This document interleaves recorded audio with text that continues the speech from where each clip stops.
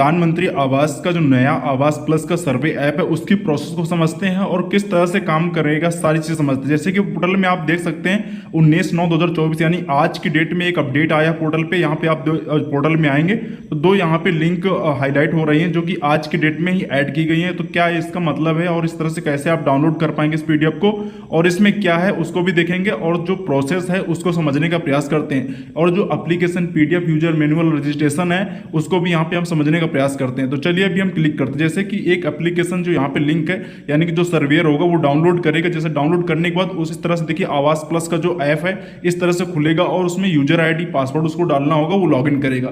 अब सर्वेयर जो होंगे वो ब्लॉक से यानी ग्राम पंचायत अधिकारी सचिव लेवल जो बनाए जाएंगे वही लोग लॉगिन कर पाएंगे, क्योंकि ये पब्लिक तो रहेगा नहीं कि कोई भी कर सकता है, ऐसा कुछ है नहीं।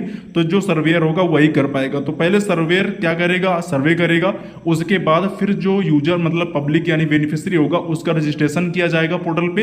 रजिस्ट्रेशन होने के बाद वहां पे विजुअल होगा। तो सारी प्रक्रिया को समझते हैं। जैसे पीएमजे बेनिफिशियरी का रजिस्ट्रेशन, जैसे कि पोर्टल पे जो अपडेट था जिसमें उसमें लिखा हुआ था कि जो अभी 19 सितंबर 2024 को आया था उसमें मेंशन है कि जो अभी यहाँ पे देख सकते हैं 2024-25 टू 2028-29 यानी कि जो यहाँ पे अप्रूवल हुआ जो उसका सब्जेक्ट है यानी कैबिनेट इंप्लीमेंटेशन का जो और प्रधानमंत्री आवास ग्रामीण का जो 2024-25 से 2028-29 तक का जो पूरा एजेंडा है, मतलब पूरा किस तरह से है यहाँ पे, जो कि पूरा इसका जो बजट है 2 करोड़ पक्के हाउस का, यानी कि पूरा 2 करोड़ पक्के हाउस बनने हैं, जिसमें से अमाउंट जो है इसका आप देख सकते हैं 3,06,137 करोड़ जिसमें से टोटल अमाउंट है। और उसका जो सेंट्रल अमाउंट है वो आप देख सकते हैं कि 2 लाख, सॉरी यहाँ पे देख सकते हैं कि 2,05,656 करोड़ इस तरह से यहाँ पे है। और उसके बाद स्टेट का है। इस तरह से एक एप्लीकेशन यूजर एप्लीकेशन है जिसमें आप देख पाएंगे कि किस तरह से रजिस्ट्रेशन प्रोसेस होगा, यानी कि जो आवास प्लस का एप्लीकेशन यहाँ से डाउनलोड किया जाएगा, यानी जो सर्वर डाउनलोड करेगा आफ्टर देन यूजर पासवर्ड की आवास प्लस के एप्लीकेशन को लॉगिन करेगा तो उसके कुछ प्रोसेस होंगे। यानी कि सर्वे के समय वो जा जाके सर्वे करेगा और देखेगा कि क्या, जैसे कि अगर मान लो 2018 की जो सूची होगी यानी कि अप्रैल 2024 से मार्च 2024-29 तक बुनियादी सुविधाओं के साथ 2 करोड़ पक्के आवास दिए जाने, उसमें से आवास प्लस 2018 की सूची को अपडेट किया जाएगा। अगर उसमें से कोई अगर अपात्र हो गया तो उसको वहां पे डिलीट या अपडेट भी किया जाएगा। अगर इनकेस नए जो मतलब लाभार्थी इन सर्वे में उनको भी यहाँ पे जोड़ा जाएगा, यानी 2024-25 में यहाँ पे जोड़ा जाएगा। तो एप्लीकेशन में जो सर्वेयर का काम होगा कि वो जाके घर पे मौके पे देखेगा कि क्या कंडीशन है, उसके बाद वहीं पे उसी एप्लीकेशन पे उनके घर की स्थिति को वो वहां पे दर्ज करेगा और उसका जो मतलब डेटा है, जो मेनू कुछ डेटा वहां पे लिया जाएगा। यानी संपूर्ण डेटा तो सर्वे के दौरान नहीं लिया जाएगा, उसके बाद जब वहां पे यूजर रजिस्ट्रेशन होगा तो उसका डेटा पूरा वहां पे कंप्लीट लिया जाएगा। जब रजिस्ट्रेशन हो जाएगा तो उसके बाद जब जियो टैगिंग के लिए आता है यानी नए फिर से अलॉटमेंट होते हैं तब आपके डॉक्यूमेंट लिए जाते हैं उतने समय। तो पहले सर्वे के दौरान आपको यहाँ पे वो सर्वेयर के पूरा मतलब रिस्पॉन्सिबिलिटी है कि वो खुद आके आपका सर्वे देखेगा, जांच करेगा।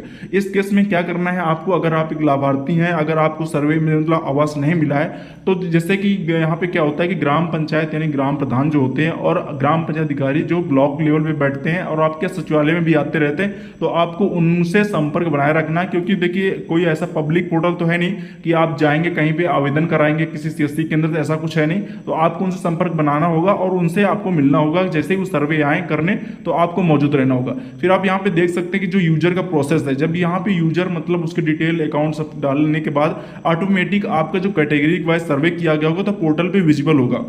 तो बस उसको वहीं पे ऐसे ऐड कर लिया जाएगा और जो भी बेसिक डॉक्यूमेंट डिटेल होगी तो वो आपसे ले ली जाएगी। जैसे कि यहाँ पे आप देख सकते हैं रजिस्ट्रेशन का पूरा प्रोसेस इस तरह से यहाँ पे दिखाया गया, किस तरह से रजिस्ट्रेशन करेगा। यानी कि जो ब्लॉक के आधिकारिक पर्सन होंगे वो पोर्टल से ही आते, मैंने पिछले वीडियो में बताया था कि यहाँ पे पोर्टल्स पर डेटा एंट्री से जाता है तो वहाँ से मतलब आवेदन करेंगे। फिर उसके बाद जो रिपोर्ट देखेंगे, अगर आपका नाम यहाँ पे चढ़ जाएगा तो इस रिपोर्ट से यहाँ पे देखेंगे। वो कैसे देखेंगे हम आगे बताएंगे। आप तो अगर पूरी अपडेट मतलब जैसे जैसे यहाँ पे होता जाएगा तो आप हमारे चैनल को सब्सक्राइब कर सकते हैं, ताकि हम जैसे जैसे यहाँ पे आगे प्रोसेस होगा, कब कब किस्त जारी हो रही है या क्या अब चल रहा है इतने समय, जियो टैगिंग क्या कंडीशन है, तो सारी अपडेट देते रहेंगे। तो आप हमारे चैनल को सब्सक्राइब भी कर सकते हैं। जब रजिस्ट्रेशन देखिए यहाँ पे हो जाएगा तो फिर होने के बाद जो भी अभी देखिए पोर्टल पे एडिट भी हो सकता है, यानी कि अगर कोई अपात्र है या डिटेल गलत हो गई तो यहाँ पे एडिट होगा। जो एप्लीकेशन का यहाँ पे काम है, तो एप्लीकेशन के 2 काम है। पहले तो सर्वेयर के तरीके से एप्लीकेशन काम करेगा आवास प्लस, उसके बाद जब सर्वेयर मतलब यहाँ पे डेटा पूरा फिल हो जाएगा तो उसके आफ्टर देन जब यहाँ रजिस्ट्रेशन भी पोर्टल पे हो जाएगा तो फिर से इसी एप्लीकेशन के माध्यम से लास्ट में होता है जियो टैग,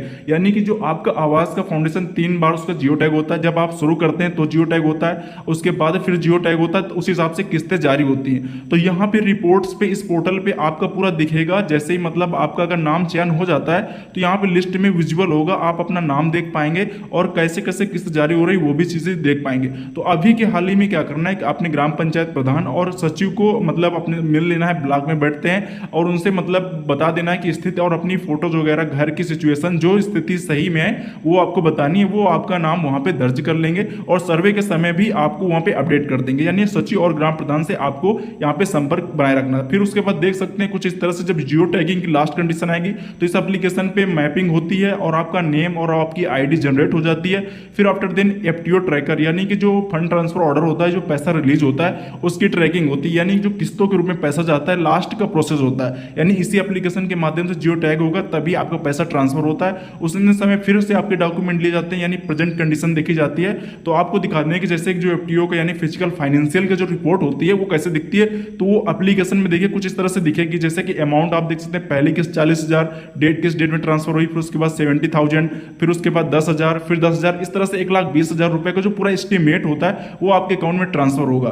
तो अभी सर्वे जैसे कुछ क्या हो रहा है कि ब्लॉक में कुछ सर्वेयर का आईडी पासवर्ड जनरेट किया जा रहा है, जिले स्तर से भी है और ग्राम पंचायत में भी आईडी पासवर्ड बनाया जा सकता है। तो ये जैसे जैसे बनाए जा रहे हैं वैसे वैसे सर्वेयर एक्टिव होंगे। तो कुछ जगह आईडी पासवर्ड बना दिए गए हैं और कुछ जगह अभी आईडी पासवर्ड नहीं बनाए गए। तो जैसे जैसे बनते जा रहे हैं वो सर्वेयर एक्टिव होते जा रहे हैं। तो आपको संपर्क बनाए रखना है और जो भी अपडेट आती रहेगी तो हम आपको अपडेट देते रहेंगे। और अपने डॉक्यूमेंट्स में आप अपने आधार कार्ड, राशन कार्ड और मनरेगा जॉब कार्ड ये जरूर रखें, क्योंकि जॉब कार्ड और राशन कार्ड एक परिवार दिखाता है कि आपका पूरा अलग परिवार है। तो ये डॉक्यूमेंट आपको अपने पास रखने हैं और उसके बाद भी जो भी मतलब अपडेट आती हैं तो हम आपको यहाँ पे अपडेट करते रहेंगे।